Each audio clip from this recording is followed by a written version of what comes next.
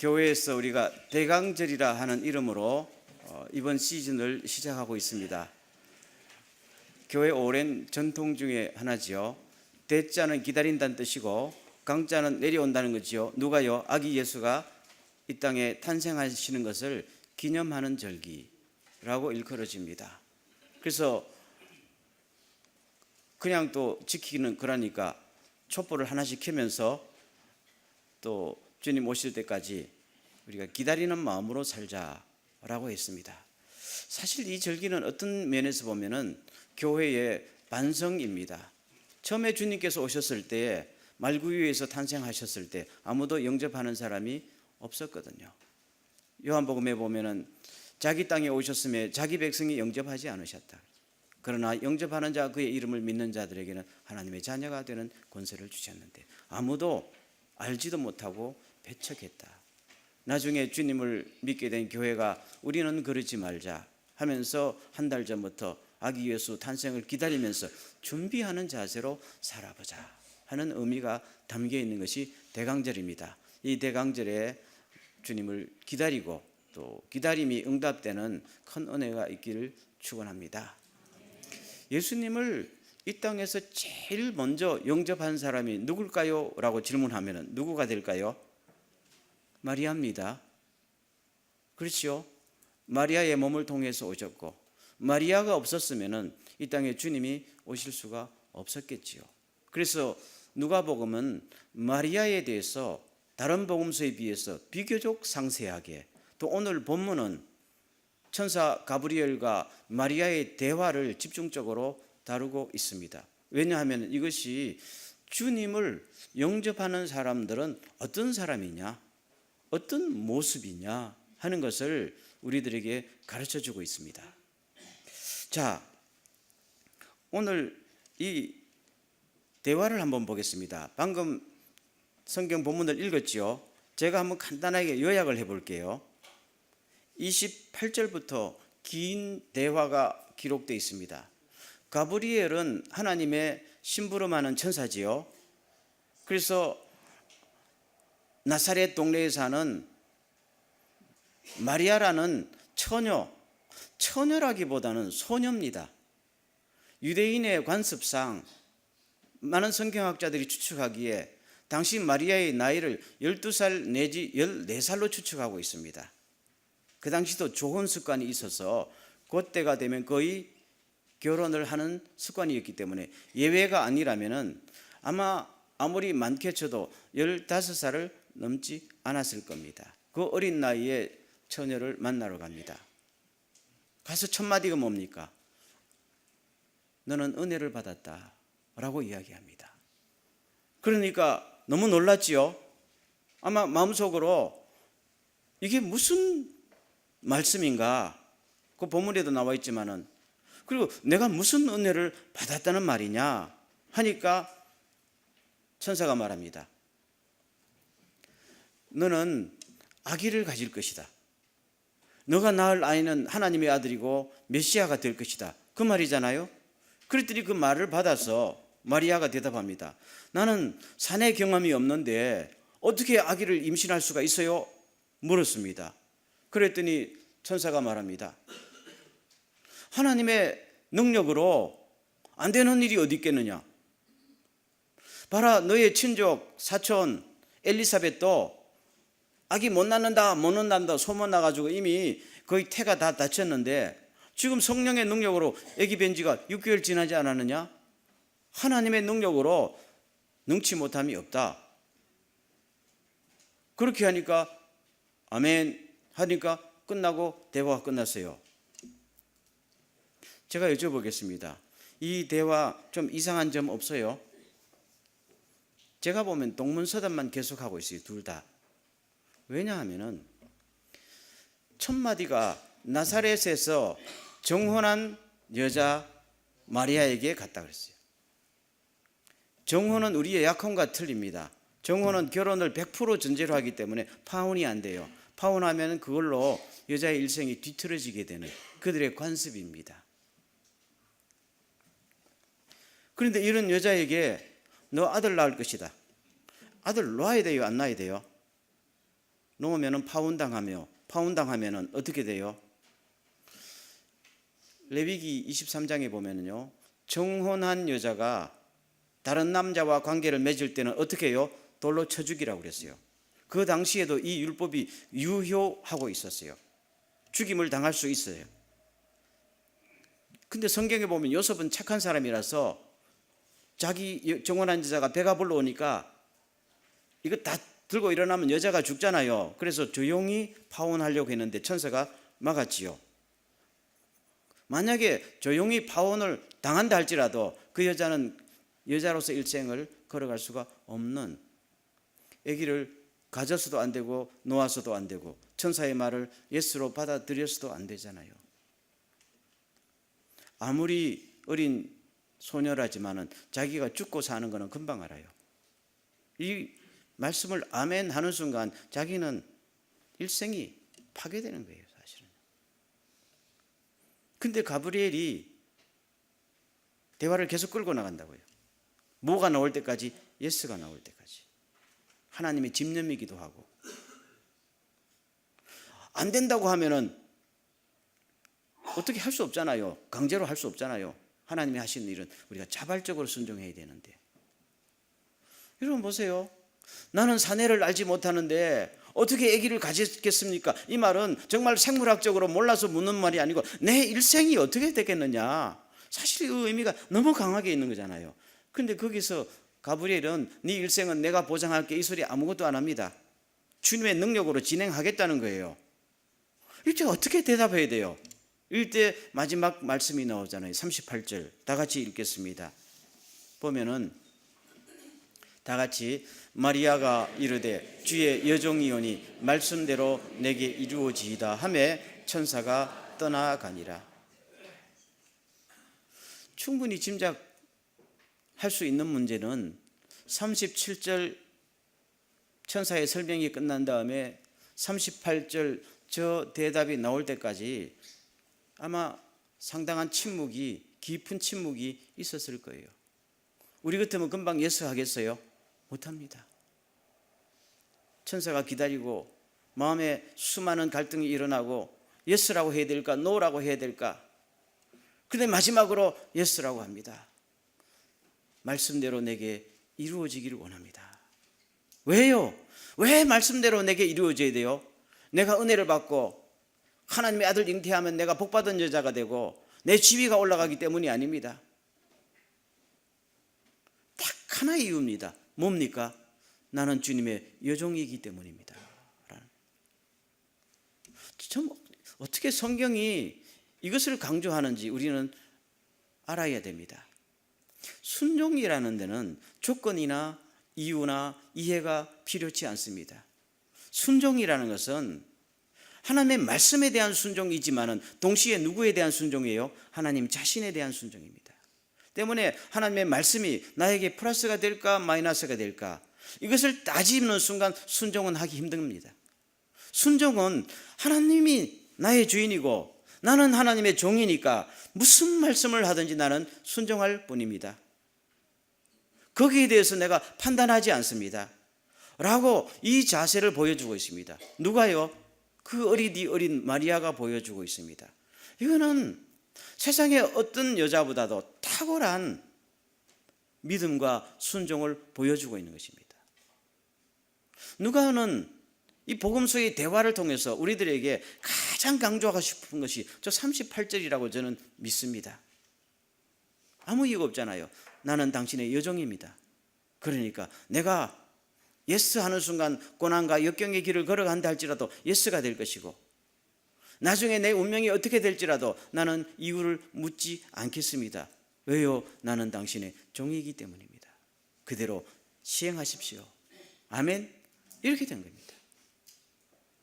에덴 동산에서 인류의 원죄가 뭡니까? 선악과라는 죄가 뭡니까? 하나님께서 따먹으면 정령 죽는다고 그랬는데 하와가 말합니다. 저거 따먹어도 안 죽는다고 그러니까 그래. 하나님의 말씀이 따먹어도 안 죽을 수도 있다는 자기 판단을 전제로 해보기 때문에 선악과를 따먹은 겁니다. 하나님의 말씀은 이성의 판단, 인간의 판단이 들어가면 안 돼요. 아멘. 순종이라는 것은 바로 그런 것이 순종이다. 그래서 예수 그리스도를 처음으로 영접한 여자, 어머니가 됐던 여자의 기본적인 자세가 뭐냐? 그 뭐예요? 이유를 따지지 않는 자발적인 순종이 아기 예수를 영접하는 최적의 상태였다 하는 걸 보여주고 있습니다. 오늘 대강제를 맞이하면서 우리가 주님을 맞이하고 앞으로도 주님을 영접하며 살기를 원한다면 이유를 따지지 않은 자발적인 순종, 가장 주님이 기쁘게 보신다 하는 것을 깨닫는 시간이 주의 이름으로 축원합니다.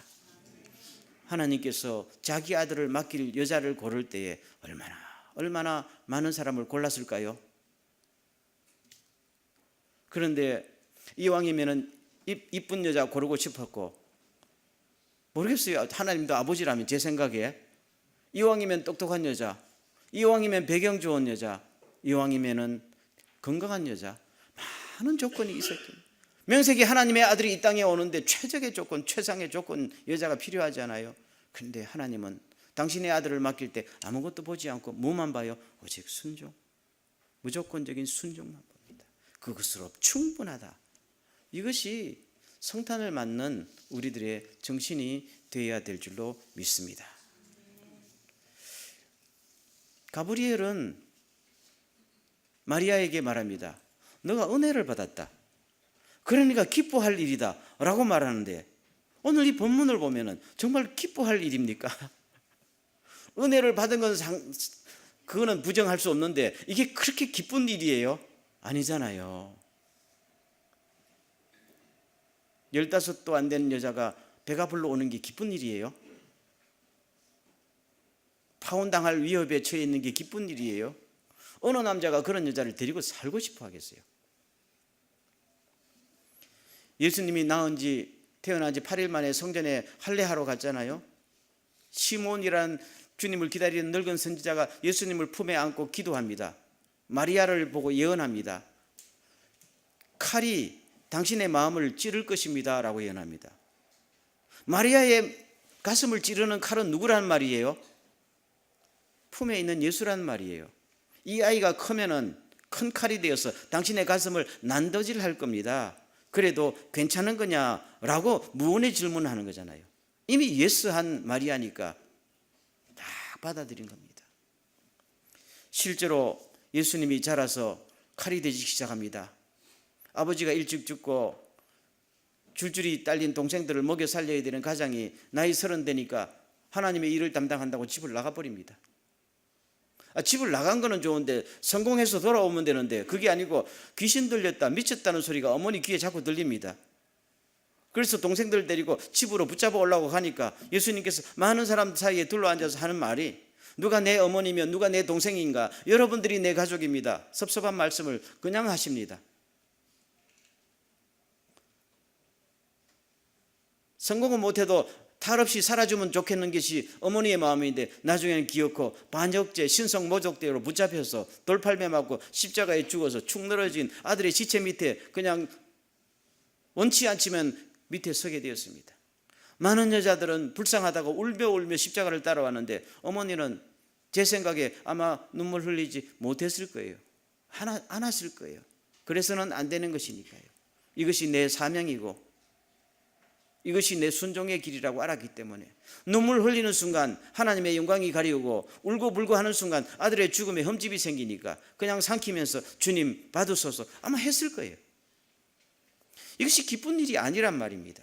그렇지만 예스라는 한마디를 통해서 순종하고, 순종은 사명이 되고 사명은 감당하는 고난의 길이라 할지라도 끝까지 가야 되는 것을 우리에게 보여주는 것입니다. 여러분, 많은 후세 교인들이 교회가 마리아 위대하다 하는데 정작 마리아가 왜 위대한지 왜 훌륭한지는 관심이 없잖아요. 그러나 누가복음은 한 인간으로서 마리아가 얼마나 자신을 비우고 하나님의 뜻에 순종했는가 하는 것을 아주 세밀하게 보여주고 있고, 특별히 성탄절에 이것을 우리들에게 메시지로 전하고 있다는 말입니다. 예수님의 십자가 밑에서 마리아의 모습이 마지막 나타나고 그 이후에는 마리아가 어떻게 살았는지 아무도 모릅니다. 물론 예수님의 부탁을 받은 요한이 예수님의 어머니를 모시면서 에베소에 와서 만년을 보냈다는 것은 확실한 역사의 증거지만, 그러나 성경은 마리아에 대해서 거의 침묵합니다. 그 이후에 마리아의 행적에 대해서 유독 한 군데 딱 나옵니다. 언제요?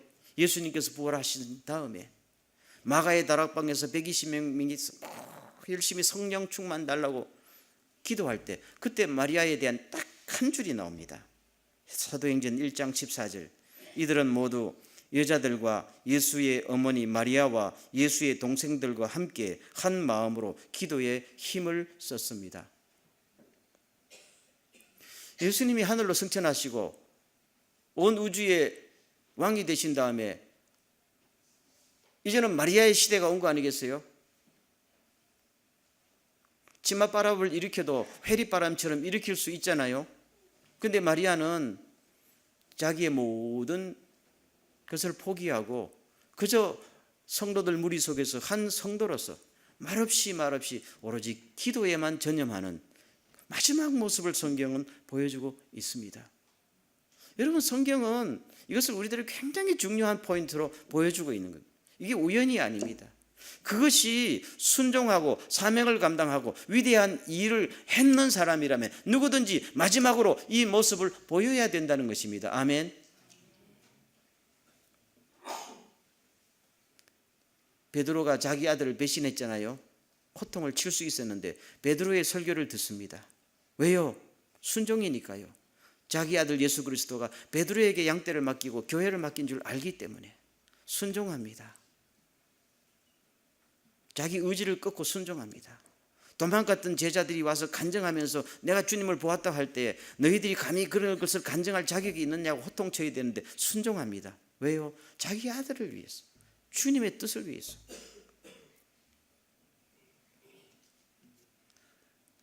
저는 우리 현대사회 속에서도 위대하게 헌신했던 수많은 주의 종들의 마지막 모습이 이렇게 되어야 된다고 생각합니다.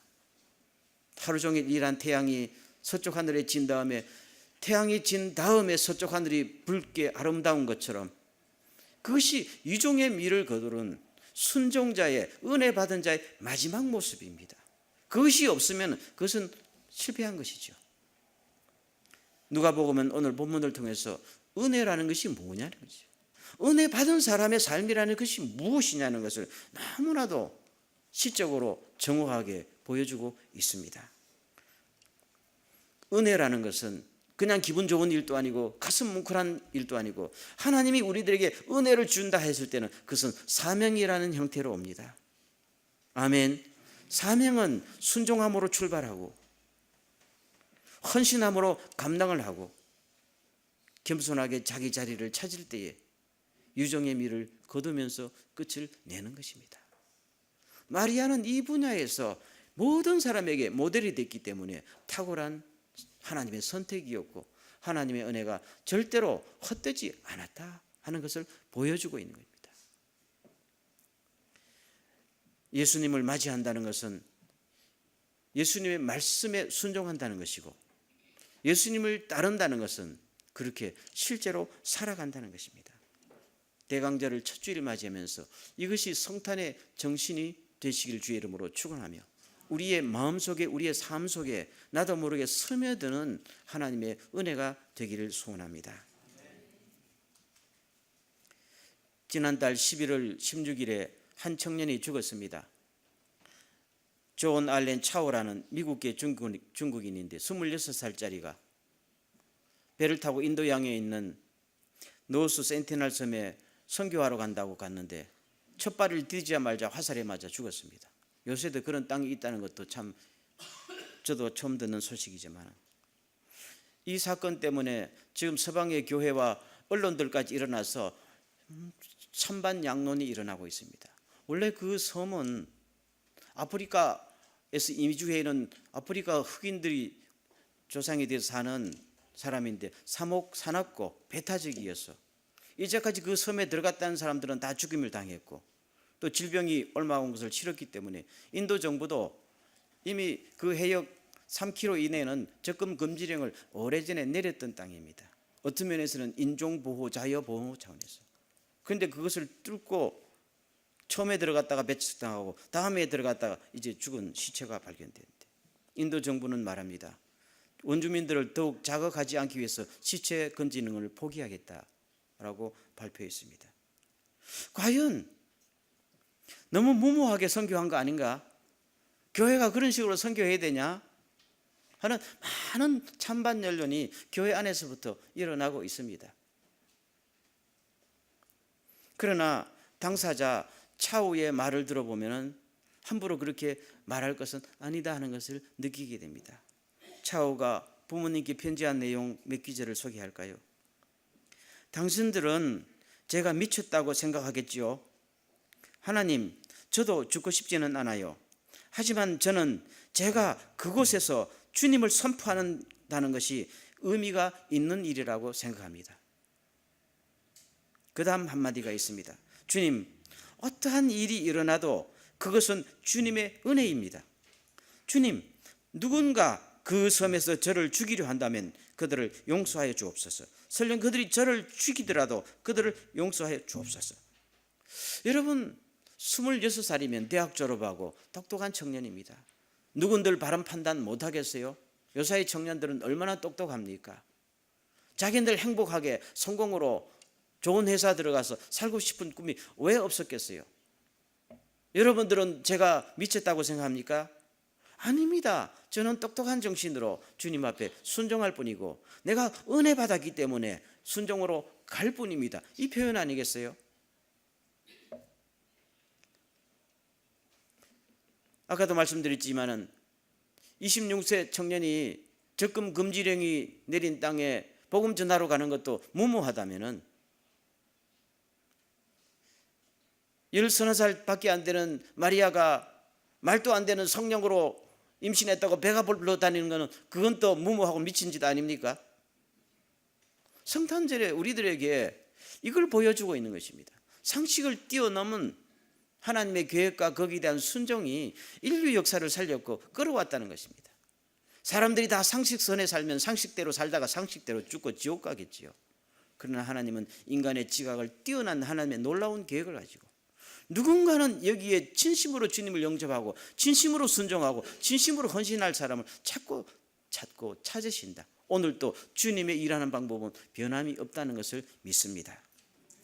저는 이 기사를 여러 개 찾아서 읽어보면서 마음속으로 한편으로는 그 청년 참 아깝다라는 생각도 들었는데 한편으로는 참 부럽다라는 생각을 사실은 들었습니다.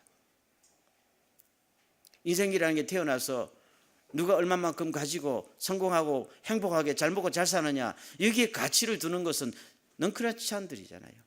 우리는 알잖아요. 온 세계의 창조주 주님이 계시고 우리를 구속하신 주님이 계시고 내 일생을 그렇게 쓰지 말고 누구에게 그분에게 온전히 100% 바칠 때 가장 내 인생의 가치가 올라간다는 사실을 믿습니까? 그렇다면 이 청년은 그야말로 은혜 받은 사람이고 은혜를 은혜되게 만들었던 순종의 길을 걸어간 사람, 참으로 행복했던 사람. 이제 우리도 나이가 조금 들어가면서 그동안 밥 먹고 살아왔던 세월도 많은데 과연 밥 먹고 살아왔던 세월 중에 기쁜 날도 있었고 행복한 날도 있었겠지만 그걸 가치로 매겨볼 때 하나님의 잣대로 먹여볼 때 얼마나 가치가 있었던가 하는 것을 우리는 확신하지 못하잖아요. 그러나 이 청년은 확신하면서 그야말로 여러분 나를 미쳤다고 생각하겠죠? 아닙니다. 나는 그곳에 한 사람이라도 복음 전하고 싶습니다. 그 사람이 그대로 죽는 것보다도 복음 전하고 한 번이라도 복음을 들려주고 싶습니다. 라는 이 순종의 정신을 구현한 사람입니다. 여러분 오늘 대강절을 첫 주일을 맞이하면서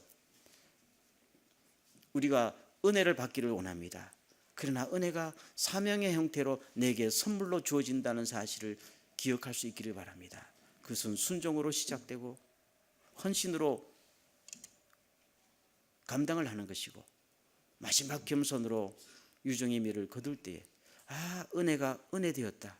저 사람은 은혜 받은 사람이가 저 사람은 진정으로 주님을 영접한 사람이다. 이것이 성탄의 가장 기본적인 정신 사실을 꼭 기억하시고 우리도 성탄에 어울리는 우리의 일상 연말 연시가 되길 주의 이름으로 간절히 축원합니다. 기도하겠습니다. 거룩하신 하나님, 대강절 첫 주일을 기념하면서 무엇보다도 인류 역사상 제일 먼저 조건을 따지지 않고 자기 몸을 주님 앞에 드렸던 마리아의 영접과 순종과 헌신에 대해서 메시지를 들었습니다. 이것이 성탄절의 기본 정신이 되게 하시고 우리가 평생 주님을 내 삶 속에 모셔드리면서 주님을 영광스럽게 하는 삶을 살게 하여 주시옵소서. 예수님의 이름으로 기도하옵나이다.